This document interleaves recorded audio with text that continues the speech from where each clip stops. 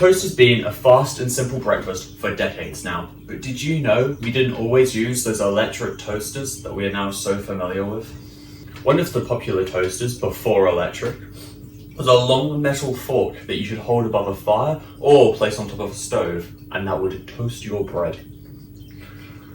But we are not here to talk about the boring electricless toasters of the past, but instead I want to tap into a little bit of the history and then review my own toaster and see how far has it really come.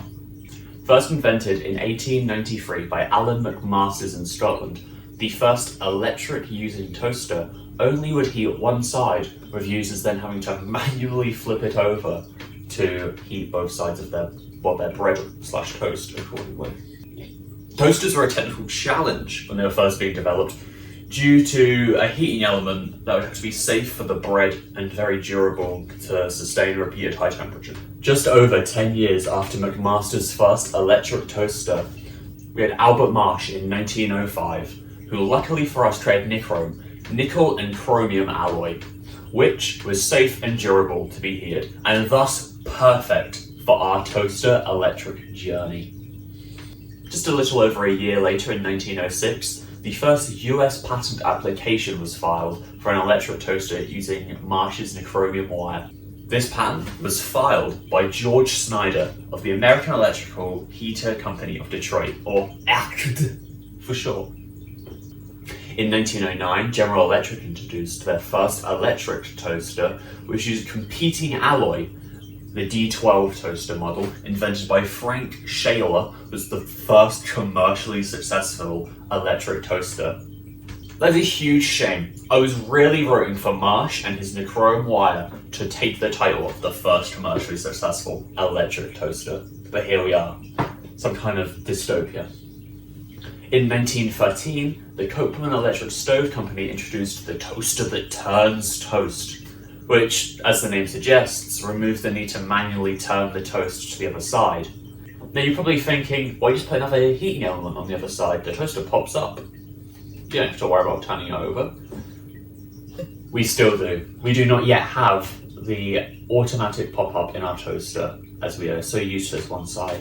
You are getting far too excited and ahead of yourself. Okay, maybe not too far ahead of yourself, as in just 1926, Toastmaster introduced to the world the first pop-up toaster. But enough of the history lesson. I have a toaster right here, and that's all that matters. How about we put it to some good use?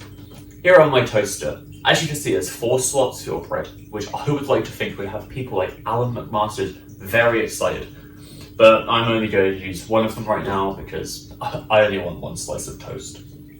Here, obviously, the toaster has various buttons and dials, which will apparently control how much electricity goes through the switch, with a lower number equating a higher current with more heat running through the circuit, triggering the switch off sooner. The dial does not directly relate to the number of minutes that the toaster will toast your bread for, although some toasters may happen to line up or even use the dial differently to how this one here does. I am simply reading information off the internet here, so anything that is wrong, we can blame Google. Hello, this next section is an unscripted part. Woohoo for improv. So here, I've actually got the toast so we can taste test it ourselves, or myself. It's a super toasty pre-cut loaf from maybe Morrison's.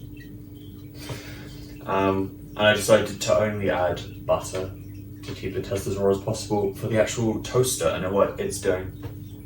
I'll admit I like my toast maybe a little bit on the lighter side. So that's obviously something to take into account. I've only got one piece as I mentioned before. But yeah, I'll just taste test it, go straight into it. I suppose this could be one bite where everybody knows the rules.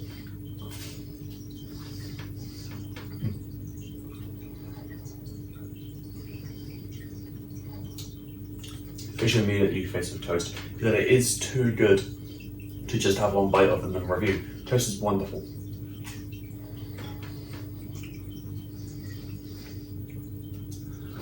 This is what our good friend Marsh, this is what he was aiming for.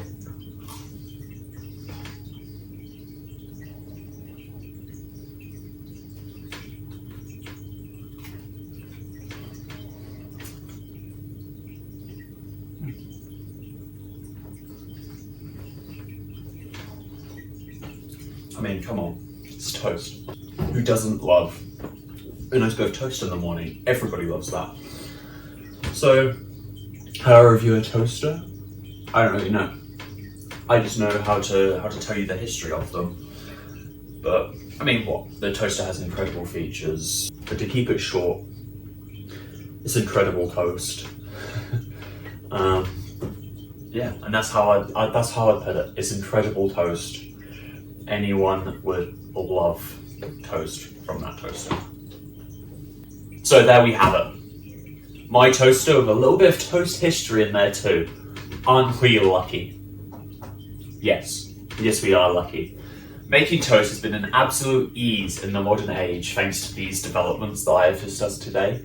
And if you are not thankful now, I hope you already were. But that concludes it. The history of toast and my toast now. Thank you so much for watching. Goodbye now. Toast has been a fast and simple breakfast for decades now. But do you know that we didn't... I'll try that one again. One of the toasters of the park. First invented. I can't read this.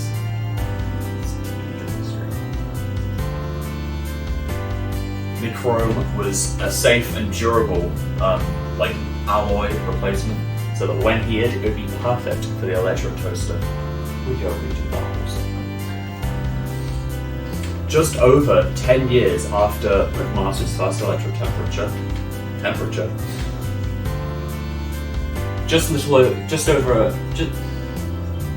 in 1909, General Electric introduced. That's a huge shame. I was really rooting for Marsh and his nichrome wire. That is a huge shame. I was heavily rooting for. That's a huge thing. It is a huge thing, I'm gonna lie. Goodbye now.